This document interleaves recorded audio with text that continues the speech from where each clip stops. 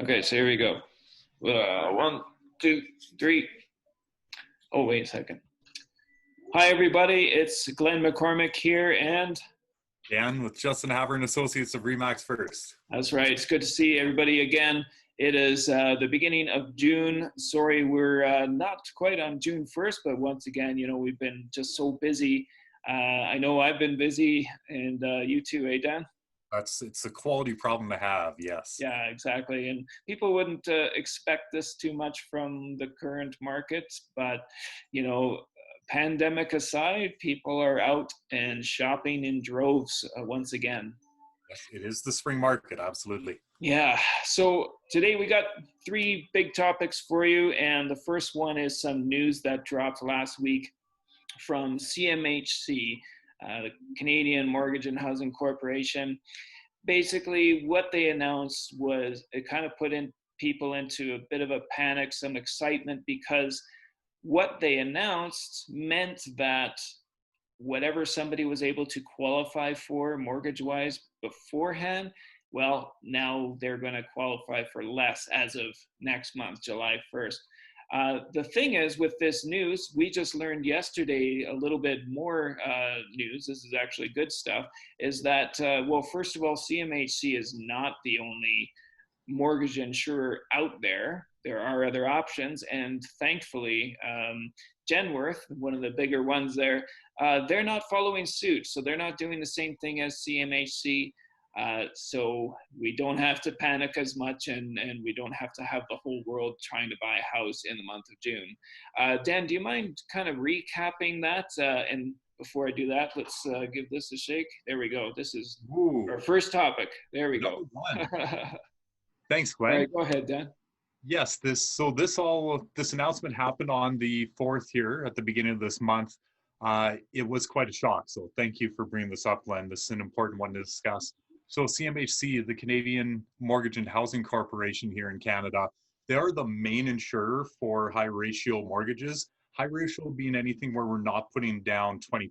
So if we're putting down 5%, 10%, 15% down payment, it needs to be insured. The changes that they ended up making here, they ended up making changes for the GDS and TDS ratio. Now, GDS is working from home, right? GDS and TDS, a lot of people don't understand exactly what that means. To break it down very simply, GDS is your household expenses. So to think of it as the acronym PITH, P-I-T-H. So it's your principal, it's your interest, it's your taxes, and it's your heat. That's what costs to have the home. The GDS is the TDS is your total. So that's everything, including your car payments, credit cards, stuff like that, right? Yeah. So they ended up changing those percentages so that you had to have less debt to be able to qualify. It's an easy way of saying that. They also changed a few other things. So they made it so that you can't borrow any money for your down payment. So no more using a line of credit or something to do the down payment with. They also changed the credit rating. So that credit score, they put that up to 680, and that was a solid line where anything below that, and you don't qualify. It's very good that the other one said no to doing this. At the very least, Genworth has. I don't know if Canada Guarantee has gone that same route, but that's good that we've still got options. So Glenn, I guess, do you want to break this down in a simple way to explain what those percentages would mean for somebody qualifying for a new home? Yeah, I mean, I'll do my best here. I got a few examples. So essentially, if your total household income is $75,000 a year, now normally you would qualify for a mortgage of up to $359,000, but if you're going through CMHC and doing less than that down, 20% down payment, as of July 1st, they will only qualify you for $316,000. Another example, total household income, $125,000 a year. You would qualify for $616,000 mortgage, but as of July 1st, again, CMHC less than 20%, you're looking at qualifying for $544,000. So it kind of looks like it's around that, up to about 10% difference, Dan?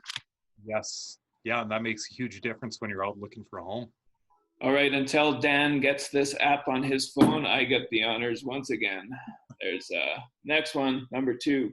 Topic number 2. Dan, take us away. In analog, number 2. So we're going to be looking at sales here. So looking at sales for May of this year, we ended the month with a total of 1,080 sales. Looking at last year of May, we ended last year May at 1,915 sales. So breaking that down, we're at 56% of sales this year versus last year for the month of May. That's not that bad of a number when we look at April. Remember, we were reporting that we were sitting at 37% for year over year of sales. So that's quite an increase here from one month to the next. Looking at our breakdown of what our price points were, we had this May, 784 homes were under $500,000. That's compared to all sales, we're sitting at 72.6%. Of all sales were under 500,000. Over 500,000, 27.4%. And if we're looking at last May here of 2019, we had 1,275 were under 500,000. That brought us to, I didn't write down the percentage for that, Glenn. That for last year, May 2019, that was 66.6% of all sales were 500,000 and under, Glenn. All right. Awesome. Thanks for that, Dan. And just to bring people up to date, because we have already seen 1 week of June go by, we've had 365 sales in that time versus last year, same time, June 1st to 8th or June 1st to 7th, was 479 sales. The difference there now is we are at 76% of the total number of sales versus last year. So we're sneaking up from 56 to 76. It looks like things are definitely improving. I wanted to add to that as well.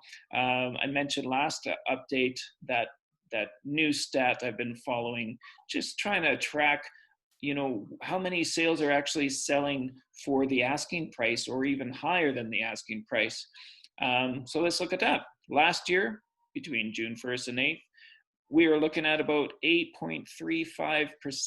8.35% of sales were at or above asking price. And this year, June 1st to 8th, we're seeing still a higher number. 8.8% are selling at or above the asking price. So again, not a huge difference there, but it's that surprising number showing that we're excelling in a category this year versus last year.